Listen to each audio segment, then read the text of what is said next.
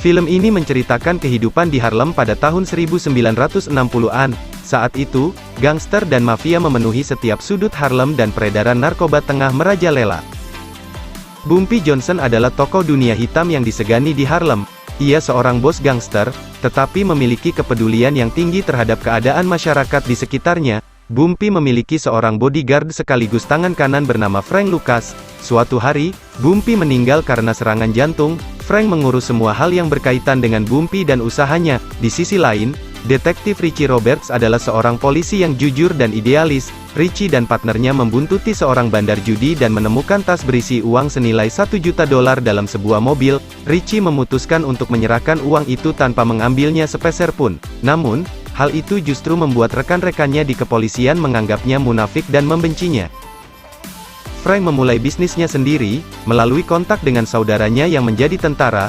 Frank pergi ke Thailand untuk mencari produsen narkoba. Frank tidak membutuhkan waktu lama untuk mendapat kesepakatan dengan pimpinan produsen narkoba itu. Ia membeli langsung produk narkoba yang memiliki kemurnian 100% itu tanpa perantara dan menyelundupkannya ke Amerika.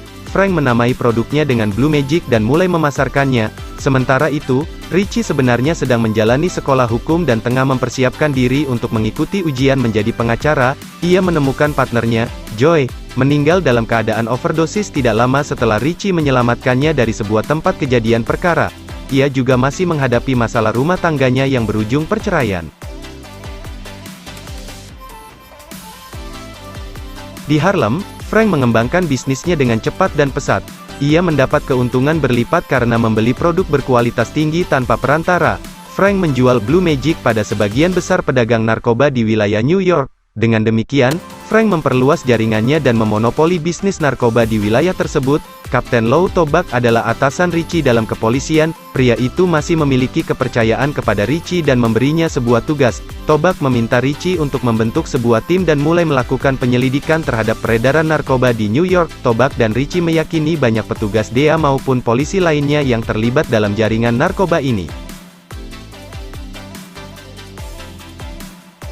Dugaan mereka memang benar. Seorang polisi bernama Nick Trupo merupakan satu contoh oknum yang terlibat itu. Trupo memanfaatkan narkoba hasil sitaan atau jarahannya dari para pengedar. Ia mengolah dan menjual kembali narkoba itu sehingga mendapatkan banyak keuntungan. Blue Magic mendatangkan kejayaan dan kekayaan berlimpah bagi Frank Lucas. Ia memboyong ibu dan saudara-saudaranya untuk menempati rumah mewah miliknya.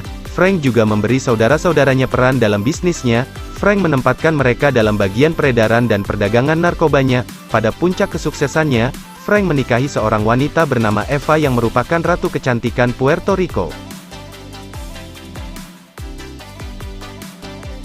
Seiring dengan kemapanan itu, masalah demi masalah mulai mendatangi Frank. Dominic Catano, seorang mafia mengundangnya dalam sebuah jamuan makan hanya untuk mengungkapkan kegelisahannya pada keadaan saat ini. Sebenarnya, Catano hanya menyampaikan bahwa Frank adalah satu-satunya orang berkulit hitam yang memiliki kapasitas untuk mendapat sebutan mafia yang selama ini melekat pada orang Italia. Nick Trupo pun mulai membuat masalah dengan Frank dan sindikatnya. Trupo mulai melakukan pendekatan yang kepada Frank. Tentu saja, tujuan Trupo yang sesungguhnya adalah mengintimidasi Frank sedikit demi sedikit. Ia ingin membuat Frank merasa takut padanya sehingga ia bisa mendapatkan keuntungan dari Frank untuk dirinya dan komplotannya sendiri. Selain itu, Frank memergoki seorang pebisnis muda bernama Nicky Barnes setelah mencuranginya. Barnes membeli Blue Magic Frank dan mencampurnya dengan produk lain yang memiliki kualitas rendah. Lalu, Barnes juga menjual kembali produk tiruan tersebut tanpa mengubah mereknya. Hal ini membuat Frank sangat marah. Frank semakin mendapat banyak tekanan. Suatu malam, ia melakukan kecerobohan, yaitu melanggar pantangannya sendiri. Selama ini, Frank memiliki prinsip untuk tidak menampilkan diri secara mencolok. Oleh karena itu, ia selalu berpakaian sederhana dan tidak mendatangi acara-acara yang bersifat sekadar berfoya-foya. Ia juga menjauhi hal-hal yang dapat membuatnya kehilangan kendali, seperti mabuk, narkoba, dan sebagainya. Namun, Frank melanggar semua itu hanya karena sebuah mantel. Eva memberi Frank hadiah sebuah mantel yang terlihat mewah. Frank merasa tidak punya pilihan selain menerimanya. Ia pun memakai mantel itu saat pergi bersama Eva untuk menonton sebuah pertandingan tinju. Frank tidak menyadari momen itu akan membuatnya kehilangan banyak hal dengan sangat cepat. Terbukti, Frank tidak menyangka bahwa seorang anggota tim khusus Richie sempat mengambil gambarnya saat menonton tinju. Dalam perjalanan pulang usai menonton tinju, mobil Frank mendapat serangan. Frank beruntung tidak ada yang menjadi korban saat itu. Sementara itu, Trupo semakin berani berulah, bahkan mendatangi keluarga Frank dan mengintimidasi mereka. Semua itu karena Frank menjadi pusat perhatian.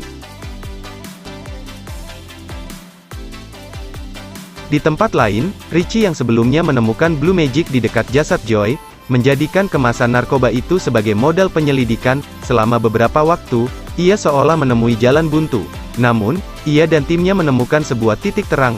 Salah satu sepupu Frank mengakibatkan seseorang terbunuh. Richie memanfaatkan sepupu Frank itu untuk membuka jalan baru bagi penyelidikannya, jalan yang akan menuntunnya kepada sosok Frank Lucas. Konflik semakin membesar antara Frank dan Nick Trupo. Frank berusaha menahan diri hanya karena ibunya tidak menginginkan dirinya menjadi pembunuh polisi. Hubungan Frank dan Eva menjadi lebih dingin. Meski demikian, Frank masih menyempatkan diri untuk menemani ibunya beribadah di gereja. Sementara itu, Richie dan timnya telah bergerak. Ia membuntuti mobil pengangkut narkoba milik Frank dari bandara bersama timnya. Richie juga menggerebek sebuah apartemen yang selama ini menjadi tempat pengolahan Blue Magic milik Frank. Perburuan Richie membawanya pada gereja di mana Frank dan keluarganya beribadah.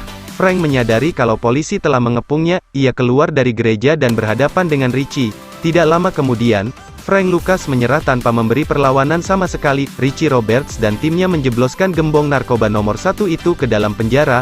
Tim elit Richie juga mendatangi setiap tempat yang menjadi lokasi usaha dagang milik Frank. Mereka menyapu habis setiap titik di mana jaringan Frank berada. Dalam tahanan, Frank dan Richie melakukan pembicaraan. Richie menolak mentah-mentah ketika Frank ingin menyuapnya. Sebaliknya, Richie menawarkan sebuah kerjasama. Ia ingin Frank membantunya mengungkapkan semua hal mengenai peredaran narkoba di New York. Richie mengatakan jika Frank bersedia bekerja sama, ia akan membantu Frank untuk mendapatkan keringanan hukuman. Richie berjanji untuk memastikan ibunya tetap aman. Maka, mereka pun menjalin kesepakatan.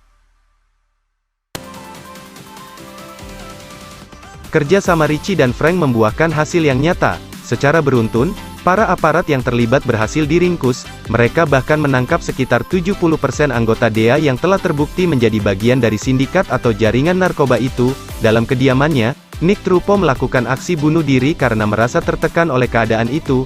Bertahun-tahun kemudian, Richie yang telah menjadi pengacara menyambut Frank yang sedang meninggalkan penjara. Richie menepati janjinya. Ia membuat Frank Lucas mendapat keringanan hukuman. Richie Roberts dan Frank Lucas sepertinya telah menjadi sahabat. Akhirnya, bersama Richie, Frank berjalan menyusuri Harlem, dan memperhatikan bagaimana wilayah yang dulu ia kuasai itu kini telah banyak berubah.